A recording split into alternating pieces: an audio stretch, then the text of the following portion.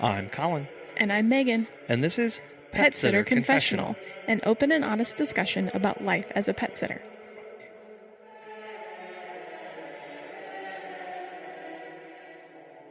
Well, hello and welcome back. On this episode, we are so grateful to have the wonderful Jennifer Flett and Henry Lecky from Hoopla Adventures on. Because they're working and traveling abroad as full-time pet sitters, teachers, and writers, we wanted them on to share their experience about the recent COVID-19 pandemic. So thank you both for coming on, and we hope that you are both doing very well. Yes. Yeah, thanks for having us. Thank you for having us. Yeah, I think we're okay. Yeah, we doing a lot better than a lot of people are, I think. Maybe a little, yeah, but we are. Yeah, we're what's the word? Holding on. Holding on to hope. We're okay. For those who might not be familiar with you guys or follow along with on your Instagram and your blog, which I encourage everybody to do because it's so much fun seeing all the cool pictures and everything that you guys are up to. Tell us a little bit about your background and your history and how you got into being full-time house sitters. So we didn't know about house sitting at all, I think, until maybe a couple of years ago. And we met a couple in real life, but also we sort of met online first through Instagram, the magic of Instagram. And they did it full time. They had a website that had lots of good advice, and we met them in real life. We just happened to cross paths. And they're a Brook and Buddy. So, and yeah, they were amazing for us. So they were like our first proper insight into how to house sit full time. And we'd read about it online and things and sort of played around with the idea, but we hadn't fully committed to it at the time. We were living in a different country full time as teachers. But we felt a little bit stuck, like we wanted to travel and we wanted to also meet people and gain new skills and live in different countries. And like our future plans are to have a sort of small holding with lots of animals, hopefully, and things like this. Yeah, we've sort of done a slow transition into the house sitting because, as Jen says, we were living in another country. We're actually in Slovakia, where we were teaching. And this was after spending some time in Italy, au pairing and working a ski season in France and things like that. So we've sort of been on the road for quite a while, and been in Slovakia for about a year. And then we met these guys, Brook and Buddy, and they put us onto it and said, look, it's a great way to be a bit freer with your travels, just be able to sort of bounce country to country. And my contract with the school was coming up, so we just went, let's have a look at it. Let's give it a punt. Yeah. And we Henry kept saying, oh, we should get a van and we should get a dog. And I was like, I'm not sure we could take the animals traveling with us, but maybe we can look after them as we travel. But as I say, like our future plans is to have like some kind of like sustainable small holding, and we just love animals. So it seemed like the perfect combination of travel, animals, and meeting new people. I love hearing that and how you guys just kind of, sounds like you guys just dove into it and have really been enjoying it ever since. So where are you currently? Well, we've got the great fun of, I'm quite lucky. My brother's got his own place just outside Didcot in the middle of the UK. It's a little bit north of London, but that sort of region. So we're just kind of staying with him at the moment. We sort of had to do a quick rush back to the UK, and my dad put us up for a week, and then we came over to my brother's, and then then lockdown came in, and we've been stuck here pretty much since. Not in a bad way. No. So you said you had to make a quick dash back to the UK. Where were you whenever lockdowns and kind of stay-at-home orders started to come into play? Well, it kind of happened a bit slowly. So we went over to Germany, and I think we were in Germany for about 5 weeks or so. So we had planned to be away for the entire year. So we left Edinburgh, which is my home city, and had planned to be away pretty much all year. And then in Germany, obviously they were starting to get a bit worried because the rates in Germany were really increasing quite quickly. And then everything happened to Italy. So we were watching as Italy flared up as we were traveling further north. We got to Denmark for a couple of days and then made our way into Norway where we had our sit. So we were in Norway, and the guidelines when we got there was if you had just arrived, you had to self-quarantine for 2 weeks. And luckily our house sit was 2 weeks. Oh wow. So we were so we thought we could just wait it out in Norway, and then maybe 3 days later they announced they were going to shut all of their airports, and we had a flight booked to Belgium for the next sit, and basically we weren't going to make it. It was going to be cancelled. So we had to make a sort of snap decision there. Because if we decided to stay in Norway, potentially we could have been stuck there for a month or longer. And the sit was only 2 weeks. So so we had to make that decision. To be fair, Norway's not exactly the cheapest of places to suddenly find yourself stuck trying to then find accommodation. We did have maybe a contact or two in Oslo, which could have helped, but again, you don't want to resort to that if you can't. So we phoned family, and they were like, just come back over, it's fine. Come back home. And fortunately, the planes.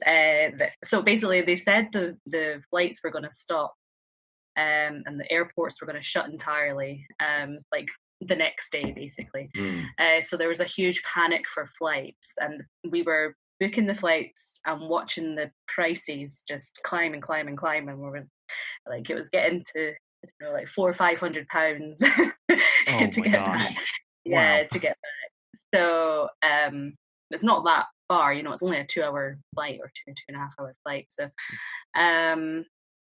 and fortunately, they made another announcement to say, so the first, didn't mean that. We didn't quite mean that. The airport won't actually close till the end of the week, or that it's going to stay open for people trying to get back and trying to leave. So, fortunately, we found a much cheaper flight. £400 a person down to about £50 a person. Yeah, that is much cheaper. Nice. It was like the next day as well. Oh my gosh. So we were maybe one of the only times I've been thankful to Ryanair. So we got that to London, and Henry phoned his dad. We went to his dad first, and because they don't live too far from London, so we decided to come back here. So as you guys were in Norway and now in London, I'm curious about what maybe the general attitudes of the public is like over there. I think a lot of our listeners know what it's like in the US, but what has been the general response and attitude of people around you? I think it was much different to Norway when we first arrived. In Norway, it was already pretty much on lockdown.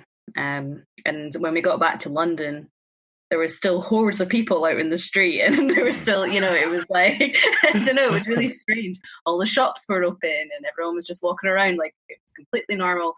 The only difference was all the toilet roll was gone from the supermarkets. But I think we stayed in your dad's for a week. Yeah. And so we didn't go anywhere for a week. And then we went to a supermarket and the shelves were empty. And then I think it was only a few days after that they announced the lockdown. Yeah. So. Yeah, the Brits went a bit crazy briefly. But certainly since because we left Edinburgh, what was it? Start of February, just as it was starting to become the big news story. We've really seen everyone's attitudes change quite substantially, because when we left Edinburgh, it was still very much, oh, this is not going to be an issue. This is sort of, it's a small issue, but it's not something we should worry about. To now, sort of, we're seeing basically everywhere going, oh my God, panic, panic, panic. This is a big issue. So we've been able to see this change country to country. Like, it's kind of followed us. Like, we were in Germany and it was getting worse there. Then we went to Denmark. We saw it getting more of an issue there. We went to Norway and we saw it getting more of an issue there. And we came back to the UK and exactly the same thing happened. Yeah. So it's sort of been the same thing again and again for us. Yeah, it was kind of, yeah, exactly. It was like, yeah, it was following us around. Yeah. The thing was, we're actually supposed to be in Italy right now. So. Yeah. And we've spent like the last 3 months, sort of, ever since it really kicked off in Italy, watching it get worse, kind of a little bit selfishly, but sort of hoping that it sort of starts to become less of an issue there. Mm-hmm. But unfortunately, sort of just looking at it and just seeing how bad it's got, it's just sort of like, we're like, I think the word is unprecedented. That's what is heard on the news all the time. It's unprecedented. But the general attitudes of people, there's been like a real sort of togetherness in the UK. Like, every Thursday we go and clap for like the key workers, people working in sort of in frontline services and things. And there's been a lot of activity online to keep people mentally well, I guess. Yeah, I think one of the silver linings is it seems to have brought out the sort of togetherness, community spirit.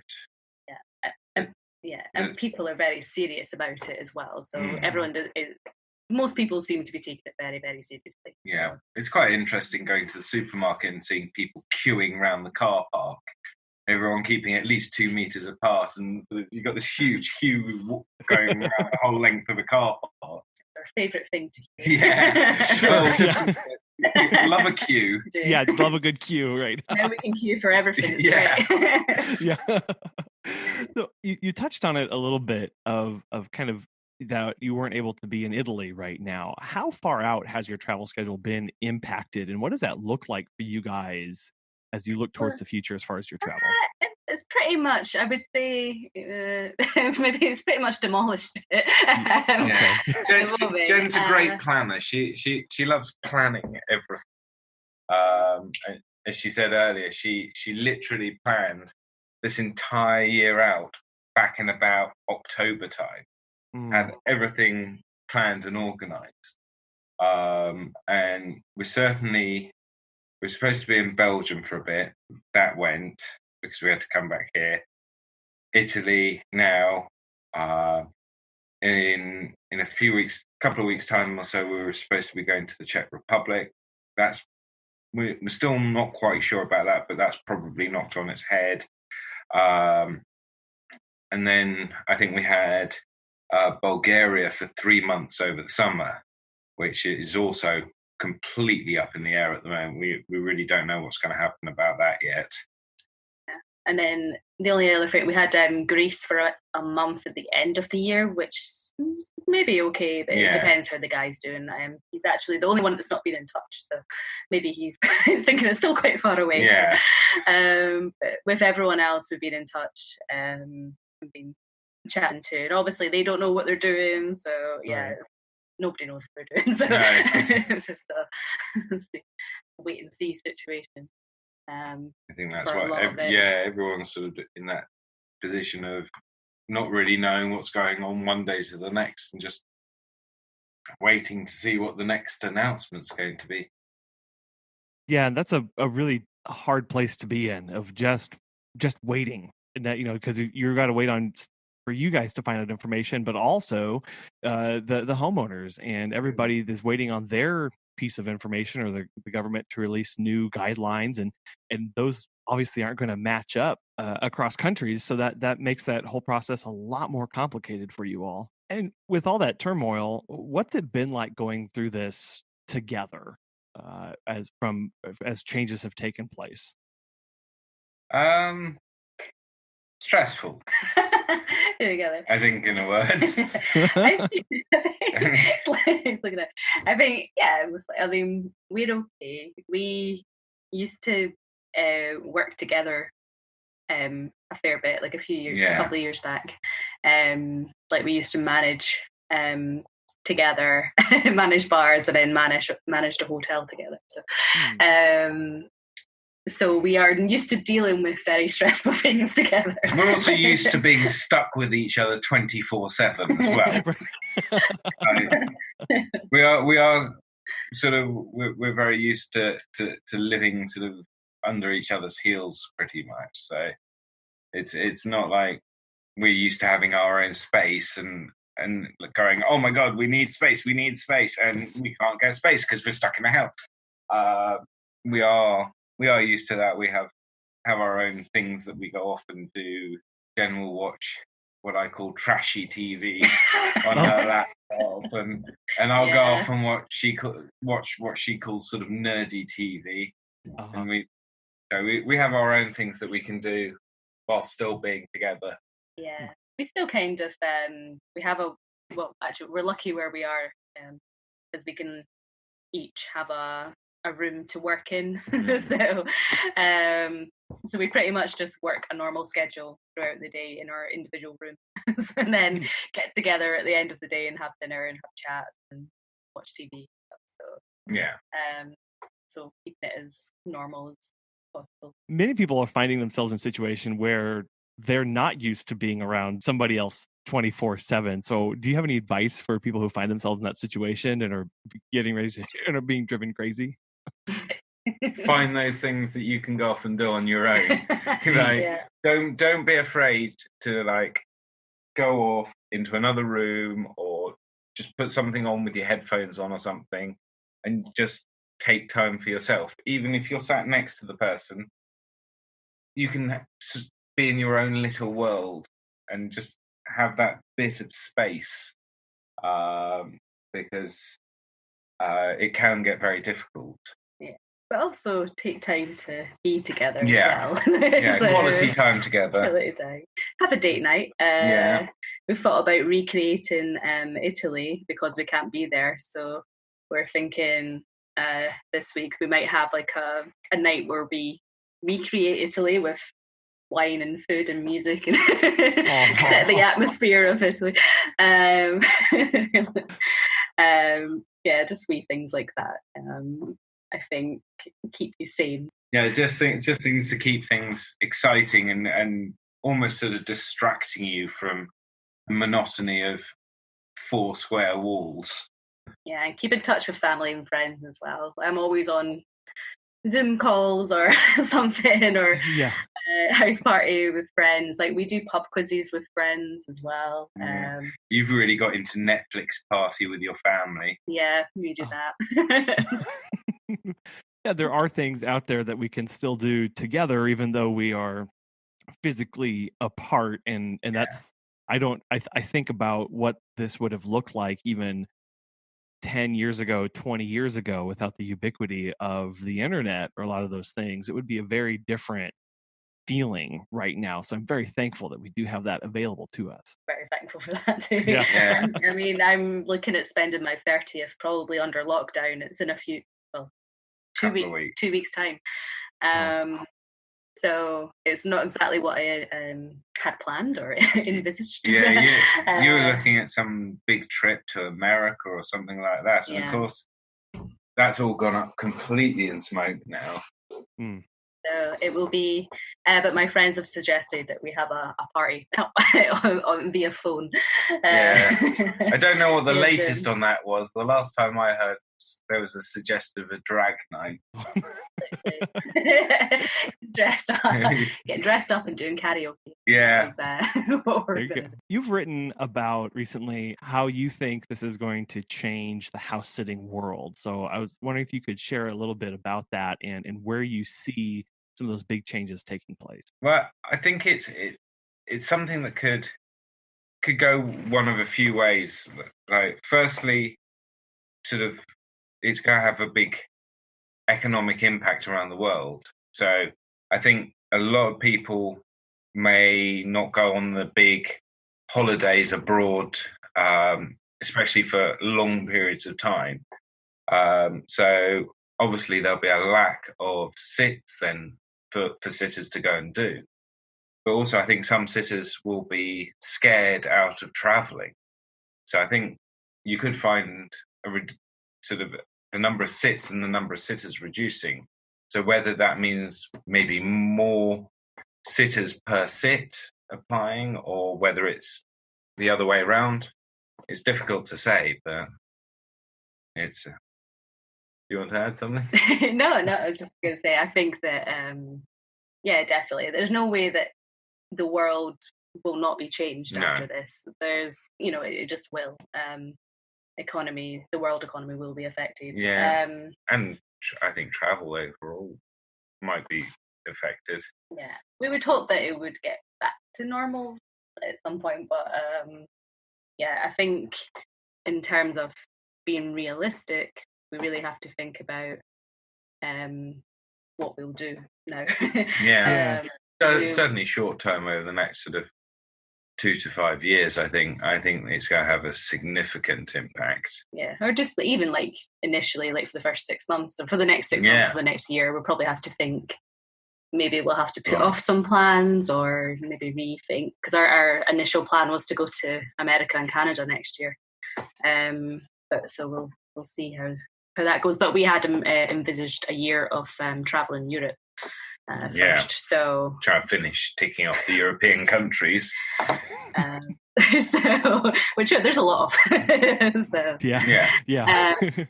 So, do we push that back, and what do we do in the meantime?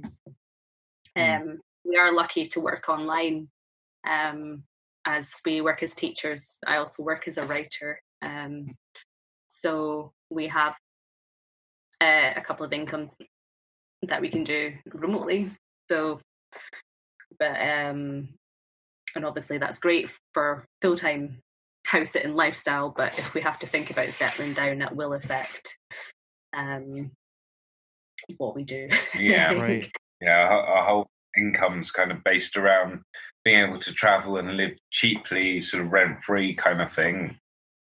If we have to reassess that idea, then everything has to be reassessed a bit. Curious how this would change how you guys operate moving forward, and it sounds like there's a little bit of tentative. Well, we may hold back on some of these travel plans, and looking into different income and revenue streams for you guys. Yeah, I think. I mean, we're hoping that the Bulgaria sit might go ahead. Yeah. The lady in question was going to a second home, so whether she decides to do that or not, I don't know. But so I think it probably depends on that sit, because it was 3 months long, and because I don't see many sits going up, or as many sits going up. It might be that if that doesn't happen, we might just need to get a short-term let somewhere. Yeah, I think we've kind of got in the backs of our minds, not that we've sort of actually sat down and actively planned it, but we've kind of got a best and worst case scenario in our heads at the moment. And it's just going to be sort of seeing which way it goes. Does it swing towards the best or towards the worst? And once we get an idea of which way it's going to go, then we can start planning accordingly. But so much is unknown at the moment. Like, we don't even. We were looking at a sit in the UK. What was it, in Stockport? Wasn't it the other day? That someone contacted us about, and we're like, realistically, because it's everything the government's saying at the moment is essential travel only. Like, we could theoretically just get on a train and go there, but we don't know if we're going to be stopped and told that our travel is not essential. So we're not sure if we can even sort of travel to another part of the UK, let alone the ideas of traveling anywhere else at the moment. So the news that we have right now is that we'll probably be in lockdown for another 4 weeks at least. So we kindly, Henry's brother, I think was happy to let us stay during lockdown. So, and then we can assess what we do. But we have been in touch with people that we've sat for before. So there's one in Germany, and they've actually booked a holiday at the end of May and asked if we can come again at the end of May if we're not doing our other sit. So, I mean, it's a possibility. I don't know. Yeah. Planes will be running, or I don't know. If we're allowed to go, then I'd like to go. Same with our sit in Italy. Is actually a lady that we sit for occasionally, and she works a couple of hours from her home, but she lives in a different, she lives in the city, and that's her country home that we look after. So for her, she's always away and always needing sitters, like literally every month she needs a sitter. So so she is also somebody that would have us back again. So and we've had nice conversations with people who have said they'll try and help us and stuff like that, which has been nice. Yeah, we're very lucky. We've got from the sits that we've done, we've got some good connections. We've had a lot of invites to go back. Some of them sort of even work out their travel plans around when we're available. We've also got a lot of contacts through things like Instagram and that like we can go and crash with people for a few days. So we've got quite a good network out there. Our main issue at the moment is just the travel situation. Like, can we travel? Where can we travel? Etc. Basically, constantly reading the British government's website travel updates. It's very much just like, and what do they say today about this country and this country? And and not just those countries, but also sort of trying to look at the countries that we've got connections in and seeing what their restrictions are. So, like the people that we know that do sits, are they then able to travel? Because if they're not going to be able to travel, they're not going to have space for us to come. Yeah, certainly right now it would be irresponsible to be moving around, I think, because it's just about to hit the peak. I've got my best friends like work in hospitals or nurses. So they tell me, what's going on, and it's not pretty, and it really is quite serious. So it would be quite irresponsible to move right now. So we just have to wait and see. You've got so many things going on there. You've got the ethically, morally, responsibly, should I be out and about? Then you have the legal thing on top of that of going, am I even allowed to, even if I wanted to? And that whole mess just sounds like, it's just compiling on one another. Curious how you processed hearing an extension of 4 weeks for the lockdown and the shelter in place. We're getting into that same stage here in the United States where people are talking about possible extensions. And so what was that like, hearing that 4-week extension, and how did you process hearing that? Well, we should say they're not officially said it yet, but they sort of unofficially said it. So it's been hinted that it will last another 4 weeks, but they are due to make a proper announcement at the end of the week. So and they've been saying for about a week, because we've just had Easter. They've been saying for the past week, look, we know the fact that the initial lockdown phase is coming to an end, but don't go out Easter weekend thinking, oh, it doesn't matter because the lockdown's going to end, because realistically it's probably not going to end.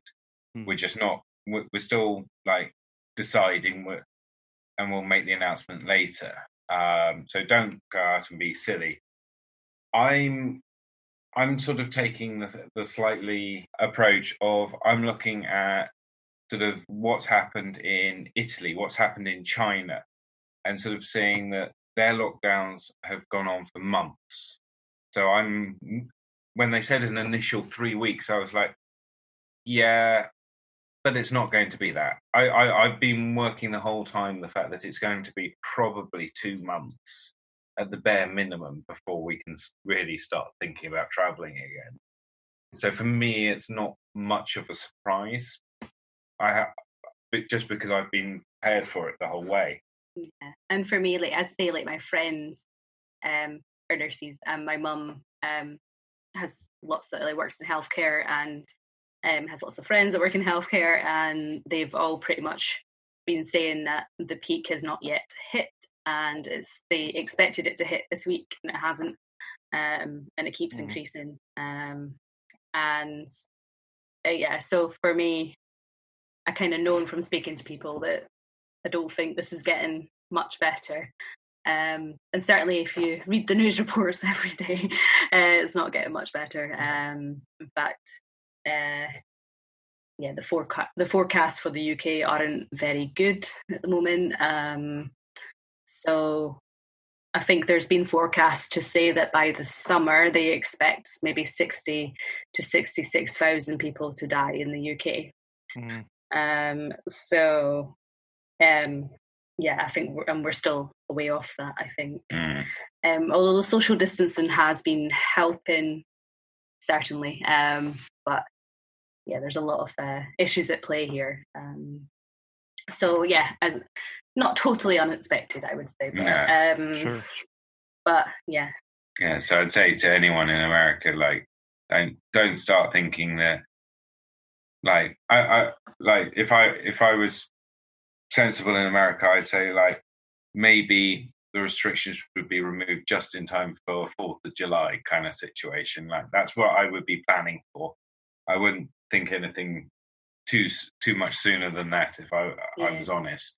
There's been announcements by airlines this week in the UK to say that they're not going to be putting on a regular flight timetable until June 17th.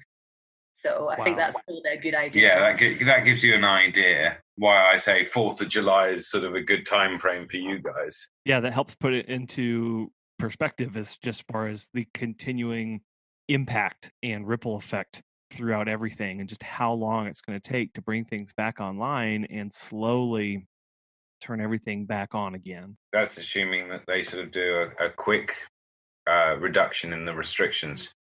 A lot of places they're saying, even in the UK, it's going to be a very slow, very gradual easing of the lockdowns. So they might start to ease it, but sort of reading the news, sort of they're saying in the UK it could take 1 to 2 years before we're back to normal. Yeah, it's going to be a long road ahead. And so thinking of that, what kind of advice or maybe some recommended resources you would give to somebody who is actually interested in getting into house sitting right now? Oh, that's a difficult one.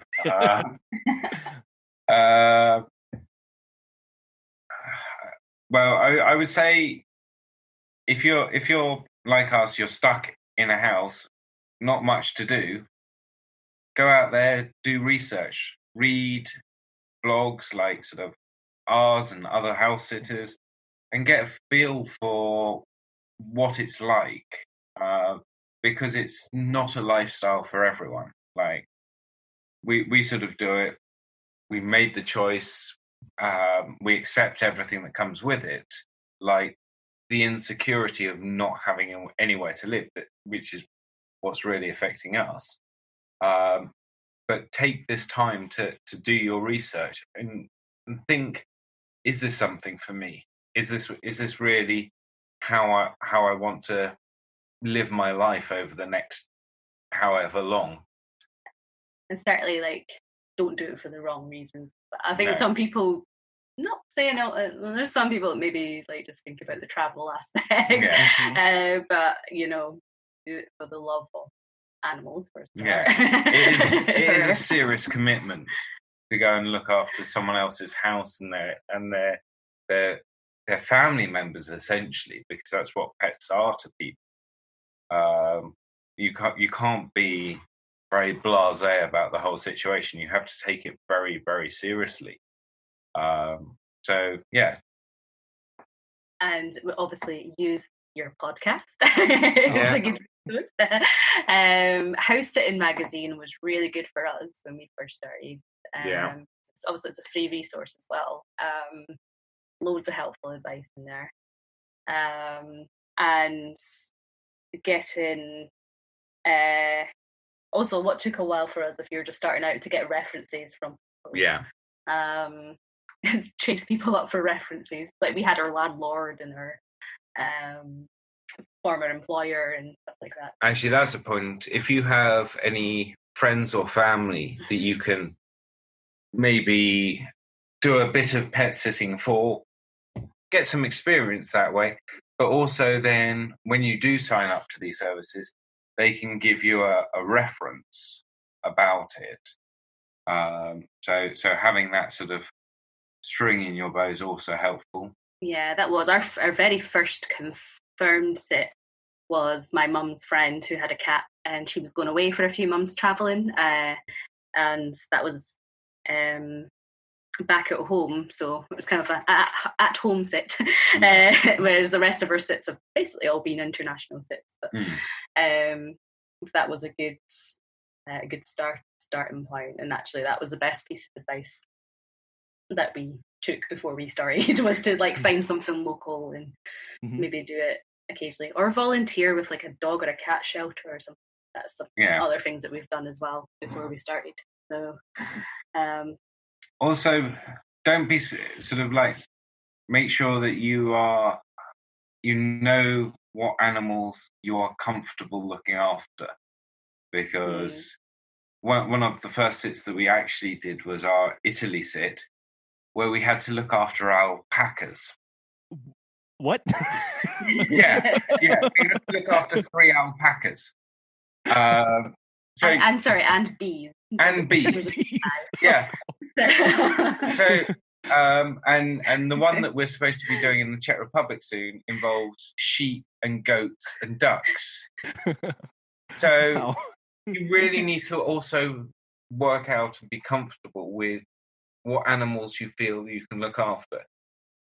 Like, if you don't think that you can look after sheep, don't apply for places that require sheep.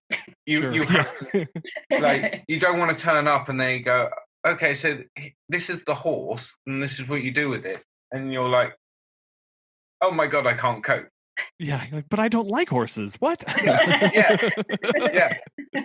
Here is my pet tarantula. Right.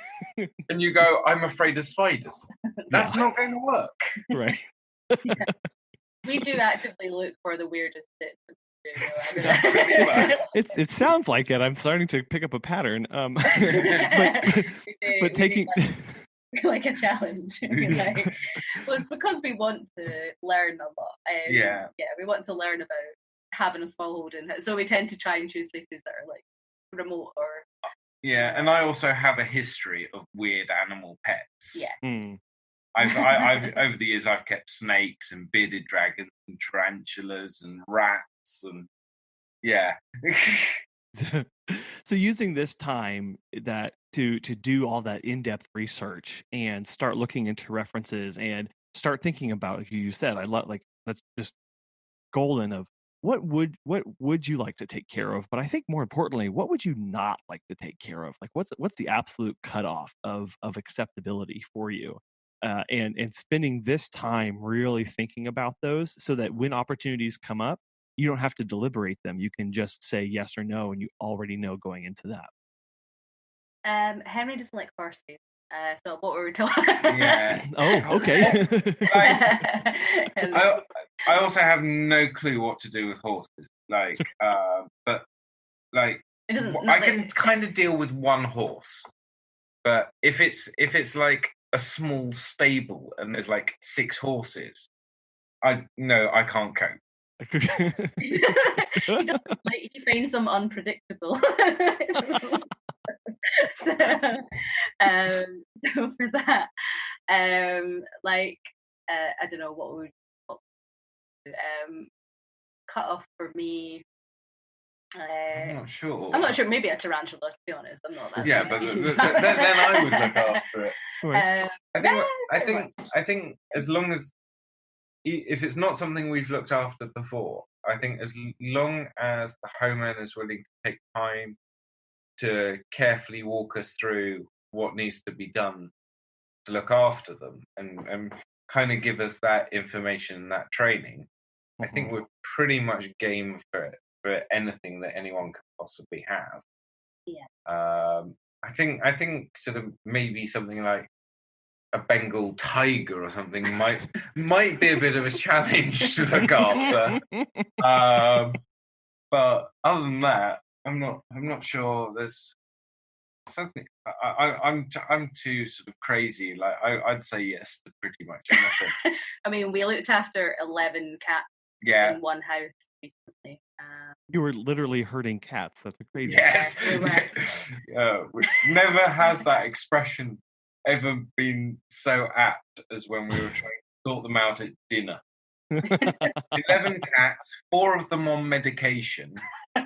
And trying to separate, make sure and because they were on different medication as well. So you had 4 cats on medication, 7 cats not on medication. You're trying to make the ones on medication make sure that they get the right medication. Oh my word, it was chaos. I actually loved it. Great fun. Except for feeding time. It took us about an hour to feed them. Oh wow! There's not much we could say no to. So might spend this time looking up how to. Maybe we should spend this time looking up how to look after certain pets. Yeah. Well, on that, I know you had mentioned kind of how you are spending this time personally, but during this downtime, how have you been spending it on your business? What kind of things have you been doing and working on so that you have a maybe better foundation in the future? So I've been trying to invest in our own website every day. I'm basically on there sort of going over all the old blog posts and updating them and doing SEO. If anyone runs the website, SEO is like the most important thing, and it's a bit of a pain to get your head around.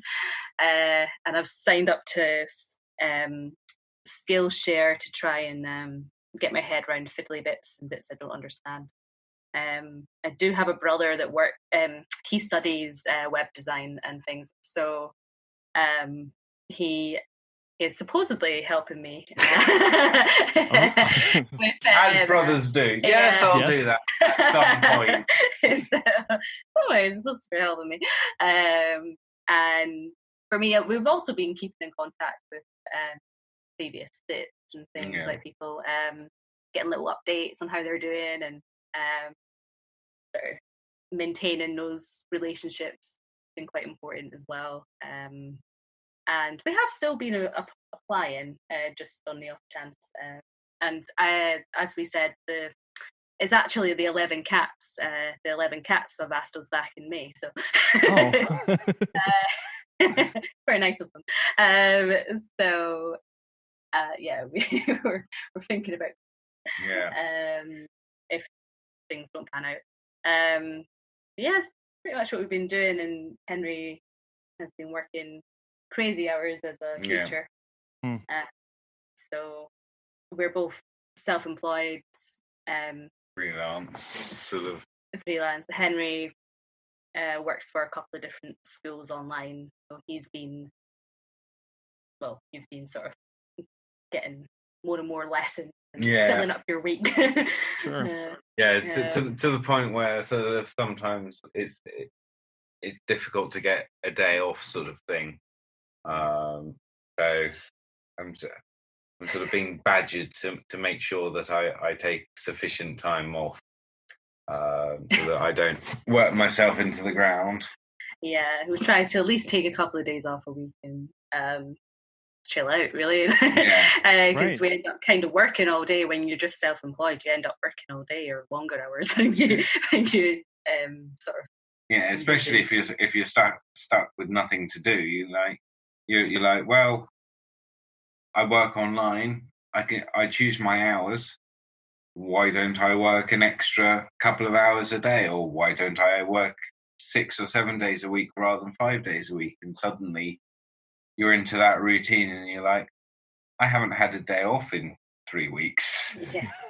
Yeah, exactly. And then for me as well, like, unfortunately, a lot of my writing is about travel. So some of that has been put on hold for at least a month until people start traveling again, hopefully, maybe. So it's I've kind of been toying with, I am teaching more now to make up for the writing I'm not doing. So I'm hoping that gets back to normal at some point, but we'll just have to see. Yeah, you've done a couple of articles about like traveling whilst not traveling kind of situation. Yeah. Yeah, how to travel but not travel. And yeah, so it's just kind of basically our entire lives are pretty much on hold at this point, so it's just like, but it's good to invest in like our website and stuff like that. I want it to be a bit more about sustainable travel and house sitting as well. So we've been planning a fair few articles about that as well. So one we just published recently, but yeah, we'll hopefully bash some more out as well. Right. And so it's been a good time to sort of invest in that as a future. You keep on having new ideas about how to have the website. So every 6 months or so, the website kind of undergoes a redesign. So if anyone actually like reads our blog for long enough, you'll see that it keeps on changing. No, I want it to be more like this. Suddenly things, layout will change, colours will change, articles will change. It's like, I have trouble keeping up sometimes as to what we're currently covering. But I'm hoping to streamline it is what I'm saying. So it's been a good time to do that. It's actually given me time to work on. Pretty good. Yeah, hopefully nail down an actual firm idea as to what you want to do with the thing.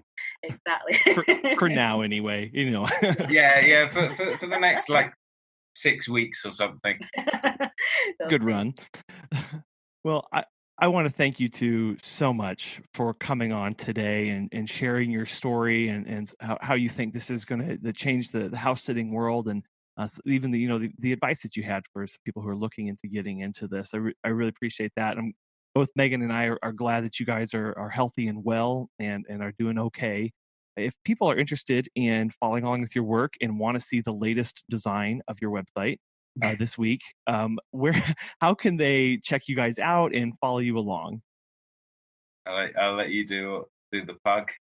So we are Hoopla Adventures.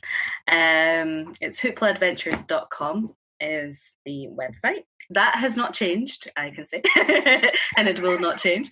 And same as our Instagram, it's Hoopla_Adventures. Now, just for anyone who can't understand the Scottish accent that's out there, it's Hoopla. So that's Hoop, LA, Adventures. Hoopla Adventures. Which came about because I really have no clue. You picked it. She asked me for ideas, and every idea I suggested, she went, no. We're going to do this. I'm like, yes, okay. Because when we first started out, we worked in festivals together, like music festivals, and we joked that we were running away with the circus.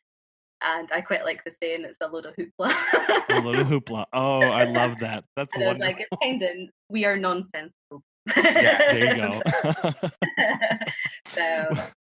But that's that's where you can get us, website and Instagram mostly.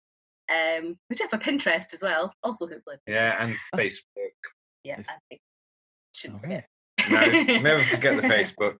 Well, Jennifer and Henry, again, thank you for coming on. And once these travel bans and restrictions get lifted, hope to see you guys over here in the States, and we'll definitely need to try and meet up and get another recording in and talk to you guys then as things start to look brighter. Yeah, we'd love that, Colin. Yeah, thanks that'd for be having an us. excellent plan. I love that idea. There's an excuse to go to the States if I ever heard one. Right. We need to do a live in-person recording. Yes. Exactly. I again appreciate it, guys. Thank you. Well, thanks very much for having us again. Yeah, thank you. Much love to your family. I hope everyone's okay. Yeah, you guys stay safe and stay healthy. Appreciate it. Thank you. Same to you guys. Thank you. Take care. Talking with Jennifer and Henry really helped put into perspective exactly the toll that this is taking around the globe. But I love their view on this, that this is a time to be working and investing in their business, changing up their website to make it something that they've always wanted, and continuing to look towards the future and continuing to make plans to move forward. Megan and I hope you all have a wonderful weekend, and we'll be back on Monday with a fresh Kitchen Confessions.